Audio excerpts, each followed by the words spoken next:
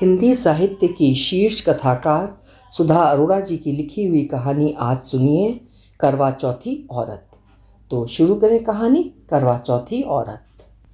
घर में कुतिया और कंप्यूटर एक साथ आए थे, इसलिए सबने लगभग भूरे रोएदार बिलौटे सी चमकती आंखों वाली कुतिया का नाम एक मत से फ्लॉपी रख दिया था। आज करवा चौथ का व्रत था और फ्लॉपी सो रही थी।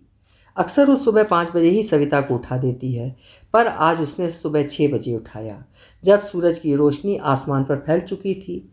सरगी का वक्त निकल चुका था। हर साल की तरह इस बार भी सुबह सरगी खाने के लिए सविता की नींद नहीं टूटी थी।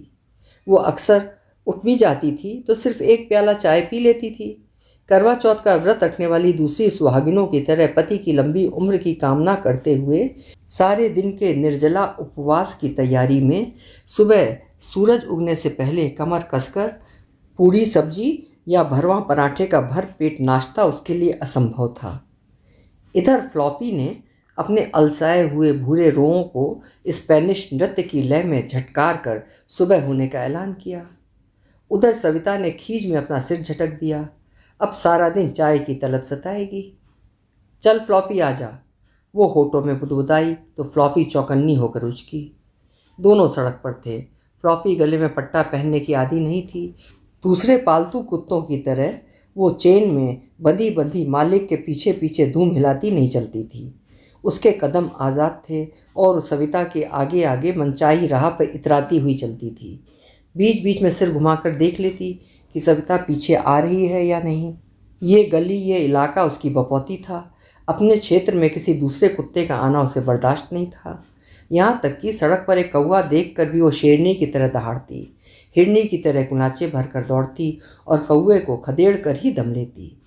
उसके बाद वो शान से सविता की ओर विजेता की मुस्कान फेंकती। फ्लॉपी ने सुबह का अपना क्रियाकलाप समाप्त किया तो सविता ने लौट चलने का सिग्नल दिया। फ्लॉपी ने आनाकानी की, फिर एहसान जताती सविता के ढीले कदमों से बेपरवाह फलांगती घर पहुंच गई। निर्जला व्रत शाम तक निढाल कर देता है, इसलिए सविता ने दोपहर 12 बजे ही रात का खाना भी तैयार कर ढाँप ढूँप कर रख दिया। फ्लॉपी को भी आज शाकाहारी भोजन मिलेगा। सविता ने चावल में सब्जियां उबालकर उसका खाना तैयार कर लिया। फ्लॉपी इठलाती हुई आई और दही पुलाव के सात्विक भोजन को शूं शूं कर सूंघती हुई अकड़ी हुई पूंछ के साथ कोप भवन में जाकर बैठ गई। सविता की 2 बेटियों की पंक्ति में ये तीसरी नकचढ़ी बेटी थी। नखरे मत कर, आज तुझे यही खाना मिलेगा, सविता ने उससे कहा। नहीं खाना तो ठीक है, बैठी रह, जब भूख लगेगी ना तो अपने आप आएगी खाने को। फ्लॉपी ने तिरछी नज़र से सविता की ओर देखा और कैटरपिलर की तरह हाथ पैर समेटकर जमीन पर मुंह टिकाकर पसर गई। शाम को दोनों बेटियां स्कूल से लौट आईं। दोनों ने उसे पुचकारा, hi sweetie, why didn't you eat? छोटी ने खाना देखा तो नाक भौं से कोड़ा। मम्मा, आप इसे घास फूस खाने को क्यों देते हो? How can she eat this rotten food? फिर फ्लॉपी को गोद में लेकर पुचकारा, oh my darling, you are so hungry, what a pity. अपने पापा के लौटते ही बेटियां शिकायत का पुलिंदा लेकर हाजिर हो गईं।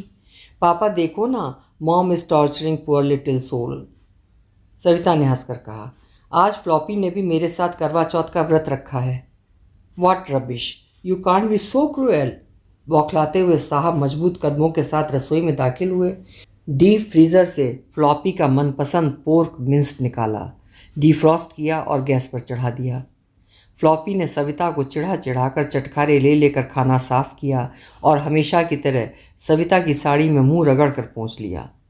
छोटी बेटी ने फ्लॉपी को शाबाशी दी, good girl, that's the punishment. मम्मी की करवा चौथ स्पेशल लाल साड़ी खराब कर दी।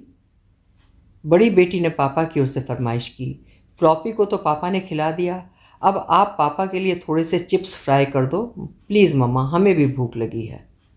सविता उठी और सूखते गले को थूक निकल कर तर करते हुए आलू के चिप्स तल दिए और सिर पकड़कर लेट गई। ये सरगी में चाय न पीने की सज़ा थी। सूरज जब शाम को ऊब डूब हो रहा था, सविता ने सब लाल गुलाबी साड़ी वालियों के साथ वृत्ताकार में बैठकर पूजा की। जब सब हाथ जोड़कर बैठी थीं, फ्लॉपी ने धीरे से दायां पंजा बढ़ाकर पूजा की थाली का लाल कपड़ा सरकाया और कागजी बादाम के 2 दाने मुंह में सटक लिए। सविता सूखे गले से कुकुआई तो छोटी बेटी फ्लॉपी को नवजात बच्चे की तरह दोनों बाहों में समेटकर भीतर ले गई। फ्लॉपी पर हैंडल विथ केयर का लेबल लगा था। कुछ भी कहना बेकार था। घर में फ्लॉपी के 7 खून माफ थे। इस बार पक्की चौथ थी। चांद देर से निकलने वाला था। मेज पर ढका हुआ खाना सबने गर्म किया, स्वाद ले लेकर खाया और खाते खाते चांद के ना निकलने को लेकर परेशान होते रहे। आखिर चांद निकला। सविता ने जाली की ओट से चांद देखा, अर्घ्य दिया और हाथ जोड़कर मन ही मन कहा, हे गौरजा माता, अगले जन्म में अगर मुझे मनुष्य योनि में जन्म ना मिले तो पशु योन में मुझे किसी घर की पालतू कुतिया बना देना, ताकि मैं करवा चौथ के दिन अपना जूठा मुंह किसी सुहागन की लाल साड़ी से पोंछ सकूं। दरवाजे पर बैठी फ्लॉपी ने अघाई नज़रों से सविता की ओर देखा और जीभ बाहर निकालकर लार टपकाती हुई अधमुंदी आंखों से ऊँघने लगी। अभी आप सुन रहे थे सुधा अरोड़ा जी की लिखी हुई एक व्यंग मिश्रित कहानी करवा चौथी औरत। आशा है आपको पसंद आई होगी। कल मिलेंगे फिर किसी उम्दा कहानी के साथ। आपका समय शुभ हो।